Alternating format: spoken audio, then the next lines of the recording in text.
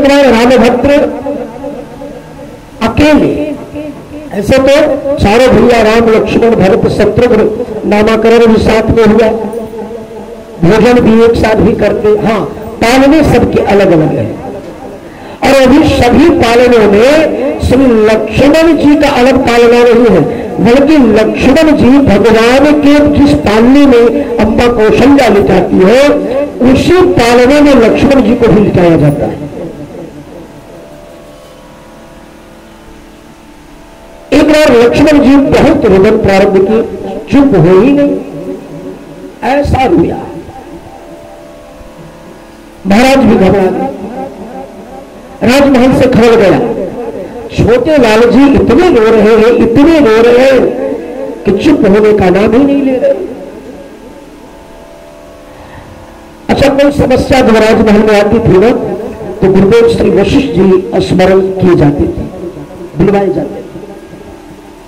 तो गुरुदेव वशिष्ठ बुलवाए गए, तो गुरुदेव वशिष्ठ ने देखा कि छोटे लाल जी को राम जी जिस पालने में लेते हुए थे, सरकार किलकारी मार के अब हाथ पांव फेंक रहे थे, ठीक से बोलते भी नहीं, हाथ पांव फेंक फेंक कर खेल रहे थे राम जी, और ठीक बगल वाले पालने में लक्ष्मण जी को लिटाया गया था, और ऐसे रो रहे थे कि चुप हो ही गए। सारी जितनी राजमहल की माताएं महारानियां थी सब दौड़ पड़ी, पूरा रघुराज चिंतित हो गया। महाराज भी राज दरबार को स्थगित करके और आगे राजमहल, छोटे लाल जी इतने रो रहे हैं। गुरुदेव वशिष्ठ बुलाए गए, गुरुदेव ने देखा तो कहा, राजन,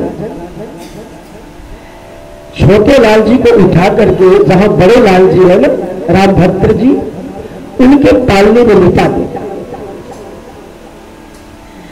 तो सुमित्रा अम्बा उठाई लाल जी को गोद में, और जिस पालने में हमारे रामभद्र जी थे उसी पालने में मैया सुमित्रा लिटा दी लाल जी। तो रोना तो थोड़ा बंद हुआ, लेकिन फिर भी आंखों से अश्रुपात हो रहा था। दोनों पलक रूपी बांध को तोड़ करके और लक्ष्मण जी को जो रघुनाथ जी के चरणों का प्रेम था, वो प्रेम ही प्रबंधित होकर के एक किनारे से प्रवाहित हो रहा था। वो तो रहे थे, लेकिन दोनों कपोल से लक्ष्मण जी के अश्रुपात हो रहा था। कभी कभी हिचकियां भी ले। तो महाराज दशरथ जी को चिंता हुई, कहा, गुरुदेव, रोना तो लाल जी को बंद हो गया, लेकिन मैं देख रहा हूं कि छोटे लाल जी के आंखों से अश्रुपात, निरंतर अश्रुपात हो रहा है। बार बार माता सुमित्रा आंसू को पोंछती है और बार बार उस कपोलों के माध्यम कपोलों पर आकर अश्रुबिंदु निहकने लगता है। कारण क्या हो सकता है? तब इस दृश्य को देख करके और गुरुदेव गोस्वामी श्री वशिष्ठ भी भावुक हो गए और कहा, राजन, इस भाव को मैं कैसे वर्णन करूं? मैं इनके अंतःकरण की स्थिति को देख रहा हूं, क्योंकि जिस पालने में रामभद्र है उसी पालने में बराबर में जहां राम जी का मस्तक है, वहीं पर लक्ष्मण जी का मस्तक को तुम पधरा दिए हो। और इस लक्ष्मण जी के मन में यह भाव है कि जहां हमारे स्वामी का मस्तक है वही हमारा मस्तक हो, इसलिए चाहते हैं कि इनके आंखों से अश्रुपात बंद हो। तो उठा करके जहां रामभद्र का चरण है, इनके चरणों में लक्ष्मण जी का मस्तक रख, और जो ही श्री चक्रवर्ती दशरथ जी ने छोटे श्री लक्ष्मण जी को उठा करके और रामभद्र के चरणों में मस्तक को रखा, उसी समय खिलखिलाकर हंस पड़ी श्री लक्ष्मण। ऐसी दिव्य लीलाएं बाल लीला। तो ऐसे तो सभी लीलाएं सरकार साथ साथ किया करते थे, लेकिन चूंकि दो लीला जब रचानी हुई रामभद्र जी को, तो इसमें सभी भाइयों को लक्ष्मण जी को ही साथ में नहीं लिया, और न भरत जी है न शत्रुघ्न कुमार। सुमित्रा अम्बा श्री कौशल्या अम्बा के गोद में रामभद्र बैठे हैं उसी समय रामभद्र सहसा उठे माता कौशल्या के गोद से, और उस मन में अग्नाई में दौड़ते हुए इधर उधर दौड़ रहे थे, और दौड़ते हुए अचानक आकर माता कौशल्या के आंचल को पकड़ लिया और रोने लगी। अम्मा कौशल्या ने रामभद्र जी को गोद में बिठाई, उनके मस्तक को छुआ और कहा, लाल जी क्या बात, क्या चाहिए आपको? क्योंकि माता कौशल्या को मालूम है, कभी तो ऐसा कहा तो मैं तो दंड लूंगा लंबी पूंछ वाला, कौशल्या जी की लाला मचल गई। तो सारी घटना से अवगत है, क्या बात है, क्या चाहिए आपको? तब श्री रामभद्र माता कौशल्या की उंगली को पकड़ी। अभी थोड़ा थोड़ा रामभद्र चलना सीखे, क्योंकि माता कौशल्या चलना भी सिखाई है। तो धीरे धीरे एक पांव को उठाते हैं, फिर रखते हैं, फिर उठाते हैं, फिर रखते हैं, फिर गिर जाते हैं, फिर माता कौशल्या उठाती है।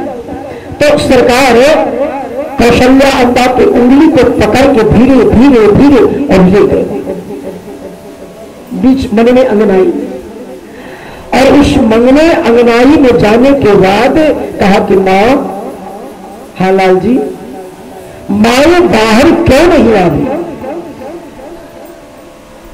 बाहर कौन लाल जी? बोले अंगनाई के भीतर भीतर मोही दर्श दिखावे, मां ये बाहर क्यों नहीं आ रही? तो माता कौशल्या ने देखा, कहा लाल जी, इस मन में अंगनाई में कोई तो और दिखाई नहीं पड़ता है।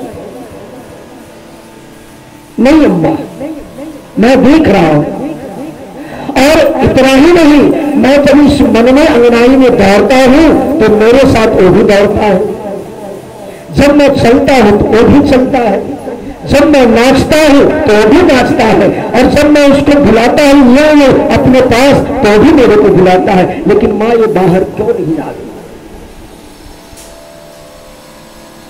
बहुत ध्यान से समझिए, एक कौन है और रामभद्र को क्या दृष्टि को, क्या रामभद्र अपने प्रतिबिंब को देख रहे हैं? माता कौशल्या ने समझाया भी कि लाल जी और कोई नहीं, बल्कि आपकी ही परछाई प्रतिबिंबित होकर दृष्टिगोचर हो रहा है इस मंगने अंगनाई में, और दूसरा कोई नहीं है। रामभद्र ने कहा, ना ना ना, ये मेरी प्रतिबिंब नहीं है मां, मेरी परछाई नहीं है। तो कौशल्या मां ने कहा, दारी के, अब कहा तू वेदांत से, वेद वेदांत के धरातल से बोल रहे हो, हमें तो ही दिखाई पड़ता मन में अंगनाई है, और मन में अंगनाई में आपके बल्कि किसी की परछाई, व्यक्ति जब चलता है तो परछाई भी चलता है, दौड़ता है तो परछाई भी दौड़ता है, नाचता है तो परछाई भी नाचता है, पकड़ में नहीं आता है। रामभद्र ने कहा, मां ये मेरी केवल परछाई नहीं है, फिर कौन है? तब राम जी ने कहा, केवल जान मत परछाई। मां ये केवल मेरी परछाई नहीं है, फिर कौन है? केवल जान मत परछाई, मेरी धरती मां, इसमें मेरी दुल्हन, जिससे आगे भविष्य में जिनके साथ मेरा विवाह होने वाला है, वही मेरी दुल्हन यहां दृष्टिगोचर हो रही है, मेरी परछाई नहीं है। क्या राम जी असत्य बोल रहे हो? रामो पूर्ण भाष्यते, राम जी सदा एक वचन बोलते हैं, तो क्या राम जी का एक झूठ बोल रहे हैं? राम जी की दुल्हन नहीं है? जिस समय अवतार की योजना बन रही थी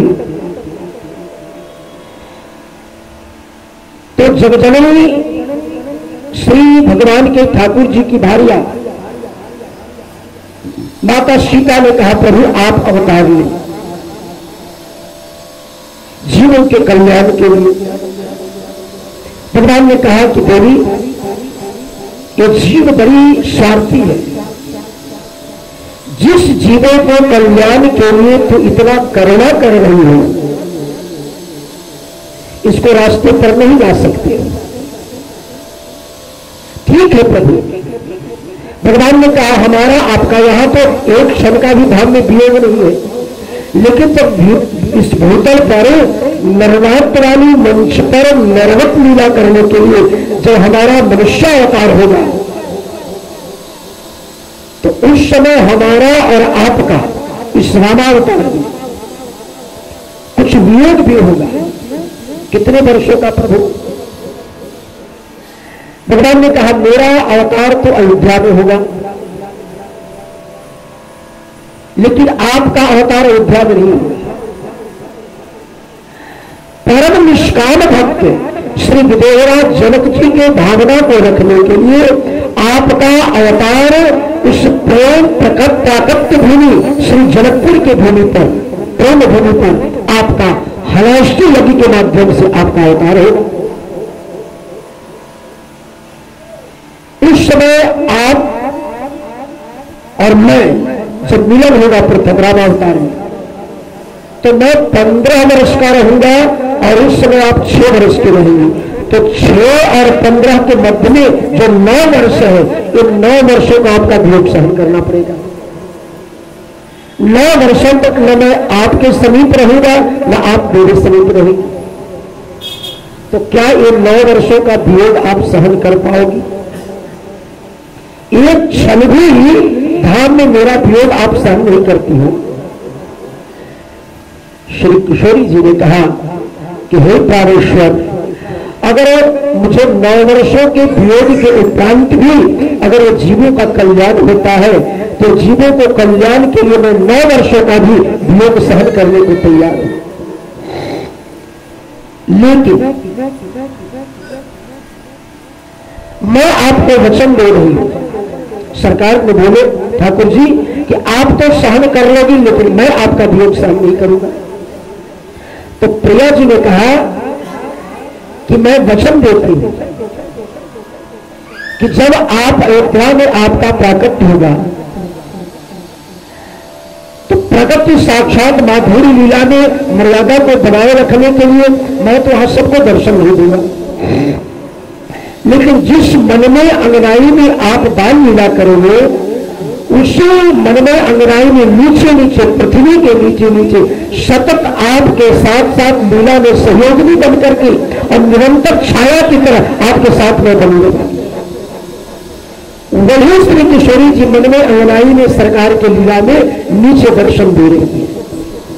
तो हमारे रामभद्र तो श्री प्रिया जी को दर्शन कर रहे हैं और कौशल्या अम्मा कहती है रामभद्र ये आपके ही प्रतिबिंबित होकर ये दृष्टिगोचर हो रहा है। नहीं अम्मा। अच्छा ठीक है लाल जी, अगर आपके कथनानुसार आपकी दुल्हनी धरती में है, तो केवल यह बुलाने से वो बाहर आ जाएगी।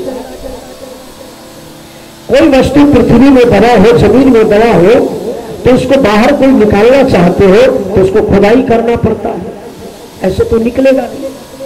राम जी खिलखिलाकर हंसे और माता कौशल्या को तेरी पकड़ को कहा, मां यही तो मैं उपाय पूछ रहा हूं कि मेरी दुल्हन बाहर कैसे आएगी, यही तो मैं आपसे उपाय जानना चाह रहा हूं। तब माता कौशल्या ने आगे अग्रिम लीला की योजना बनाई।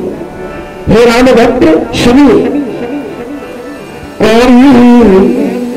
हल जो चलावे, हे रामभद्र जो आपकी दुल्हन इस पृथ्वी के अंदर आपके साथ साथ आप नाचते हो तो नाचती है, आप दौड़ते हो तो दौड़ती है, अगर उसको प्राप्त करना चाहते हो तो इसके लिए भूमि को शोधन करना पड़ेगा।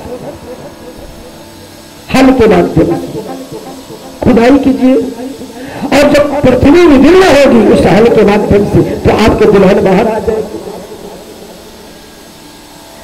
रामभद्र ने कहा मां आज नहीं तो कल जब मेरा विवाह होकर जब अयोध्या मेरी दुल्हन आएगी तो पूछ लेना कि बेटी आपका जन्म कैसे हुआ है, किसी मां के गर्भ से आपका जन्म हुआ है कि आप पृथ्वी माता के गर्भ से प्रकट हुए,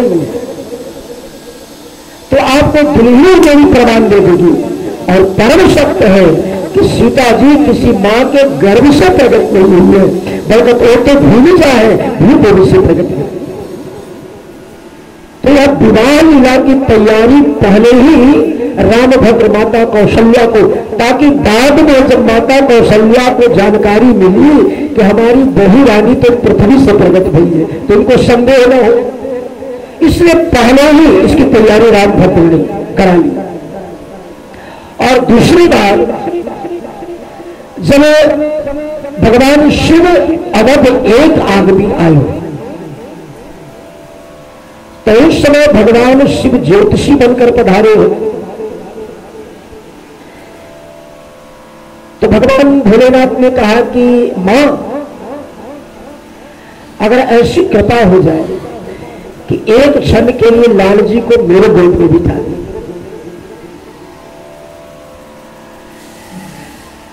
तो मैया कौशल्या ने कहा ठीक है। क्यों? बोले आप जो कह रही, क्योंकि माता कौशल्या बोली थी कि महाराज मेरे लाल जी की हस्त रेखा देखकर बताइए कि इसमें कौन शुभ रेखा है, कौन अशुभ रेखा है। अच्छा एक बात बताएं कि हमारे लाल जी का विवाह कहां होगा और हमारे लाल जी की दुल्हन कैसी मिलेगी। तो भगवान भोलेनाथ ने कहा कि अम्बा, लाल जी की हथेली भी छोटी छोटी है और छोटी छोटी हथेली में लाल जी की रेखाएं भी बहुत महीन बारीक है, और मैं वयोवृद्ध हूं, देख रहे हूं कि मेरे भाव भी निकल चुके हैं। और उस समय काग भुषुंडी जी बगल में ही बैठे थे, भुषुंडी दत्त शर्मा बन करके। तो भगवान देवादेव महादेव ने कहा कि अम्बा, जो कुछ महीन रेखाएं हैं वो तो हमारे चेला, इसका नाम है भुषुंडी दत्त शर्मा, श्री काग भुषुंडी जी ही बटु वेश बना करके अपने गुरु जी के साथ वहां आंगन में प्रवेश किए थे, क्योंकि ऐसे तो प्रवेश मिलता नहीं। और उस आंगन में श्री देवादेव महादेव को भी प्रवेश दिलाने वाले जो भगवान शिव लौट कर गए हैं, और माता पार्वती से जब कहा है और एक कहो मैं छोड़ी, मैं एक चोरी वाली लीला आपको सुनाता हूं। तो उस समय माता पार्वती के प्रार्थना पर भगवान शिव ने कहा कि देवी, भौतिक संपदा को चुराने के लिए मैं चोर नहीं बना, जिस निधि को, जिस संपत्ति को चुराने के लिए मुझे को चोर बनना पड़ा, क्योंकि और कोई विकल्प नहीं था मेरे पास। अगर मैं चोर नहीं बनता तो निधि की प्राप्ति नहीं हुई। तो माता पार्वती ने कहा कि वो तो सब जानती थी, तो थोड़ा वो ले रही थी उनसे, भगवान शिव से हास्य विनोद कर रही थी। अच्छा एक बात बताए प्राणेश्वर, कि जब आप चोरी करने गए तो कोई चोर अकेले तो डाका डालता नहीं है, तो पहरेदार भी होता है, कोई ताला तोड़ता है, कोई बाहर देखता है कि कोई आ तो नहीं रहा है। बोले हाँ, अकेले तो नहीं था। और बोले मेरे साथ में मेरा चेला भुषुंडी था, जो पहले से काव काव काव करते हुए और राजमहल पर उस निधि को वो निरंतर रस पी रहा था, उसका प्रवेश था, कौवा को कौन रोकने वाला है। तो जब मैं गया अयोध्या की गलियों में, मैं यह भटक रहा था, तो उसी समय काव काव करता हुआ जब भुषुंडी का दर्शन हुआ, तो मैंने कहा बेटा भुषुंडी, अकेले अकेले प्रसाद पा रहे हो, जो प्रसाद आप ग्रहण कर रहे हो, ये वक्त है कभी गुरु जी चेला को, कभी चेला गुरु जी को। तो आज वक्त है बेटा, अगर थोड़ी तुम्हारी कृपा हो जाए तो तुम्हारे साथ गुरु जी का भी प्रवेश मिल जाए, ऐसे तो मैं जा नहीं सकता। काग जी ने कहा गुरु जी, समस्या तो बड़ी गंभीर है, बड़ी कठिन समस्या है, वहां प्रवेश करना बहुत कठिन समस्या है गुरु जी। अच्छा बेटा कुछ तो उपाय बताओ, क्योंकि तुम राजमहल में जाते हो। एक उपाय है, आप इस वेश को त्याग कर दो,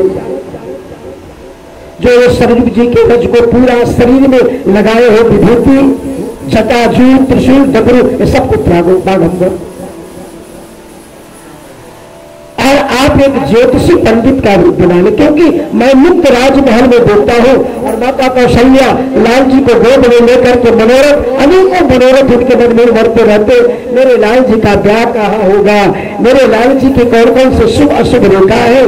कोई अगर पंडित आए तो मैं उनको दर्शन करा करके और मैं भाग्य रेखा का मैं जानकारी प्राप्त करूं। तो जो माता कौशल्या के मन में अनेकों मनोरथ चल रहे हैं और माता बढ़िया है, आप पंडित बन जाए, प्रवेश में दिलाएंगे।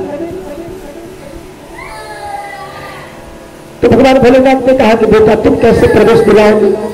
बोले सीधी सी बात है, गुरु जी के साथ एक चेला अनिवार्य होता है। तो आप गुरु जी बन जाना, मैं आपका चेला बन जाऊंगा, आपकी पोथी पत्रा मैं बगल में ले लूंगा। ये योजना तो बन रही थी, लेकिन फिर एक समस्या आई, वो तो राजमहल था।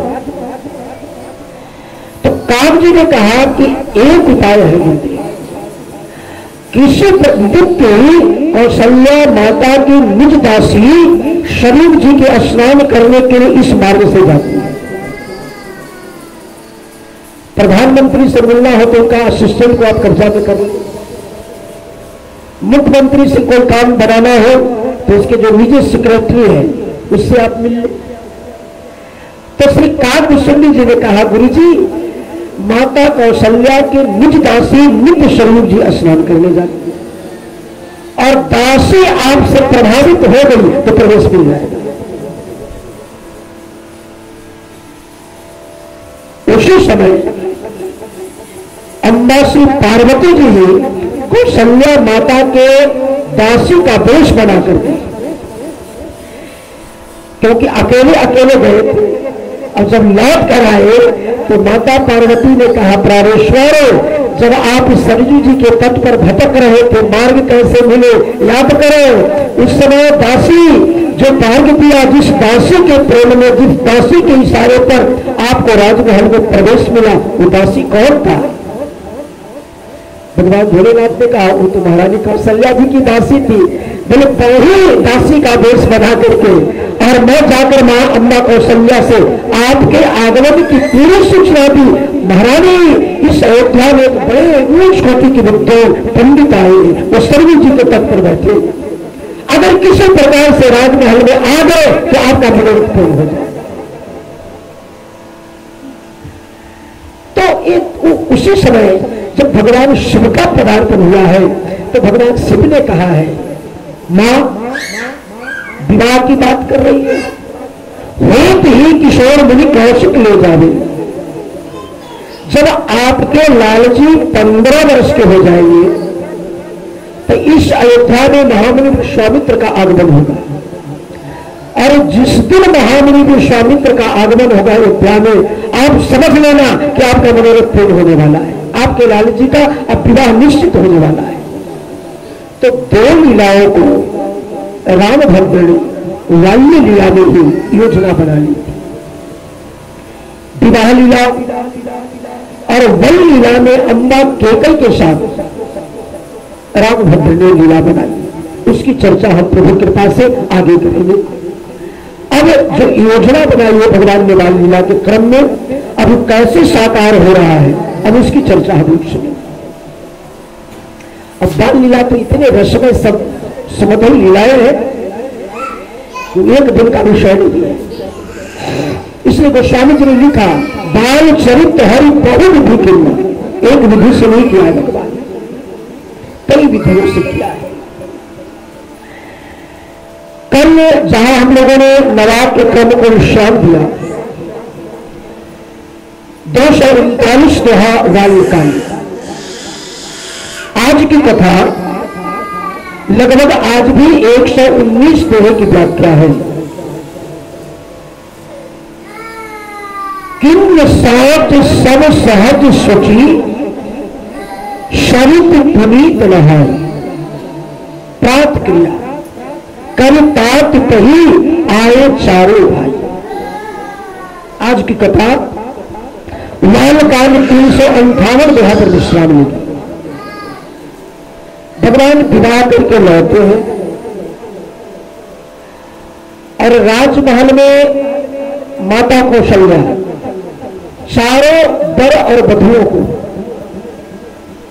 इस रात्रि में माता कौशल्या अपनी बहू रानी श्री सीता जी, मांडवी जी, सुत कीरति और उर्मिला जी महाराज दशरथ जी के आज्ञा अनुसार अपने साथ में ही लेकर के और सो गई। और 4 पलंग पर, एक पलंग पर रामभद्र, भरत जी, लक्ष्मण जी, शत्रुघ्न जी थके थे यात्रा से।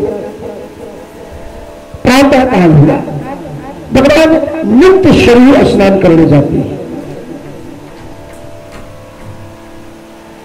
तो प्रातः काल नित्य क्रियाओं से निवृत्त होकर के चारों भैया राम जी शरीफ जी का स्नान किए और स्नान के बाद अभी आकर के नित्य इनका नियम था, स्नान करने के बाद महाराज दशरथ जी के चरणों में प्रणत होते हुए और नित्य आज्ञा मांगते थे, पिताश्री आज मेरे लायक पुरी के लिए अयोध्या में राजमहल में कौन सी सेवा है, नित्य पूछते। तो अभी बैठे ही प्रात क्रिया करितात कही आए चारे भाई। आज गोस्वामी जी ने इसी बालकांड की 358 दोहा पर नवाह पारायण का तीसरा जो कथा का विश्राम है, इसी दोहा पर विश्राम दिया है। लगभग 119 दोहे का आज बयान किया है, जिसमें भगवान ने धनुष यज्ञ की लीला संपादित किया। उसी क्रम में श्री परशुराम जी का आगमन हुआ। श्री परशुराम जी के भावना को, आदर को सम्मानित करते हुए और फिर इस जनकपुर से विदेहराज जनक जी ने महामुनि विश्वामित्र जी के आज्ञानुसार एक दूत के माध्यम से पत्रिका भेजी। समय पाकर के और विदेहराज श्री चक्रवर्ती दशरथ जी संपूर्ण ब्रह्मांड 14 विविध लोकों के सभी प्राणियों, देवी देवताओं, चेतनाओं को लेकर के, दिव्य बारात को लेकर के और अयोध्या से जनकपुर आई। अद्भुत बारात, पूरे ब्रह्मांड में न ऐसी कभी बारात आई न आने की संभावना है। कितने दिन पहले बारात आई है, गोस्वामी जी को लिखने की हिम्मत नहीं हुई, क्योंकि गोस्वामी जी इसलिए नहीं लिखे कि तुलसीदास जी ने जनकपुर से संबंध कायम कर लिया, वो राजापुर के भूल गए हैं और उन्होंने ऐसा दावा किया। यहाँ का जब प्रेम देखा जनकपुर को तो सबसे कहा, भैया मैं भी जनकपुर वासी हूं, हम सब सकल सुकृत के राशि, भय जग जन्म जनक वासी, इस संबंध जोड़ा। तो अब वो स्वामी तुलसीदास जी को लगा कि अगर मैं ये लिख दूं कि इतने दिन पहले बारात राम जी की आ गई अयोध्या से, किसी के विवाह में 1 दिन पहले बारात आने की संभावना बनी रहती, अगर दूर वाले होते तो 1 दिन पहले आ जाते, लेकिन भगवान की बारात 1 दिन पहले कौन कहे। 39 दिन लगनते आई प्रथम बारात, एक कल्प, 4 कल्प की कथा है और चारों कल्प में राम अवतार हुआ है। तो किसी कल्प में 1 महीना 9 दिन पहले बारात आ गई और किसी कल्प में 3 महीना पहले बारात आ गई है अयोध्या से। तो गोस्वामी जी को लगा कि अगर मैं ऐसा लिख दूं कि 1 महीना पहले बारात आ गई हो तो लोग क्या विचार करेंगे, क्या अयोध्या में खाने पीने की व्यवस्था नहीं थी, इसका मतलब अयोध्या वाले सब भूखे मर रहे थे। खाने के नाम से विचार किया कि चलो जनकपुर में बारात में लोग जाते हैं तो खाने की सुंदर व्यवस्था मिलती है, तो चलो वहीं पड़े रहे, पता नहीं क्या क्या बंद करेंगे। इसलिए गोस्वामी जी ने गोल मटोल लिख दिया, प्रथम बारात लगन पे आई। अब गणित आप सब लगाते हो, गोस्वामी जी ने छोड़ दिया। कितना पहले आई बारात, गोस्वामी जी ने कहा अगर हमसे कोई पूछेगा कि आपने क्यों खुल्ला लिख दिया, तो मैं तो कहूंगा कि मैं तो लिख दिया हूं, प्रथम बारात लगन पे आई। अब कितने पहले आई ये तो मैंने नहीं लिखा, गणित आप लोग लगाइए। कई रहस्यों को गोस्वामी जी ने मर्यादा में छिपाया।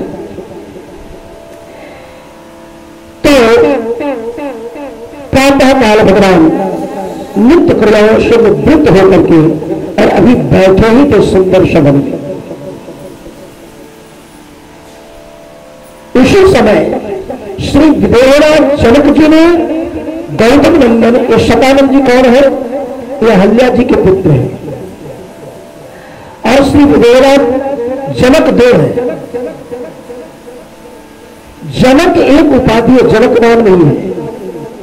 ऐसा आप लोग मत सोच लेना कि जनक राजा थे, उनका नाम ही जनक था, जनक नाम नहीं है। जनक एक उपाधि है। और जो इस मिथिला के राज सिंहासन पर राजा के रूप में उस समय आसीन थे, उनका नाम था शीरध्वज जनक। ये दो भैया हैं, इनके एक छोटे भैया है जिनका नाम है कुशध्वज जनक। और यह दोनों जनक जो है शीरध्वज और कुशध्वज, इन दोनों जनक के दो पुत्रियां हैं। सीता जी, मांडवी, श्रुतकीर्त और उर्मिला केवल श्री विदेहराज शीरध्वज जनक की पुत्री नहीं है। श्री सीता जी और उर्मिला जी ये दोनों सौतेली बहन है। और श्री मांडवी जी और सीता जी दोनों चचेरी बहन। मांडवी जी और श्री श्रुतकीर्त जी ये दोनों सपेली बहन है। श्री शीरध्वज जनक की दो पत्नियां हैं, श्री सुनैना जी और कांतिमती जी। बहुत ठीक से समझिएगा प्रसंग को, ये आगे इसको गोस्वामी जी ने सब लिखा है। इसलिए जब बारात चल रही थी तो ये व्याख्या आएगी जिसमें विदेहराज जनक जी को चिंता हो रही है, क्योंकि उस समय राम जी बारात के साथ नहीं है, दूल्हे दुल्हे की बारात है। तो उस समय मार्ग में जब मार्गवासियों ने चक्रवर्ती जी से पूछा है, प्रश्न किया है, तो इनके पास कोई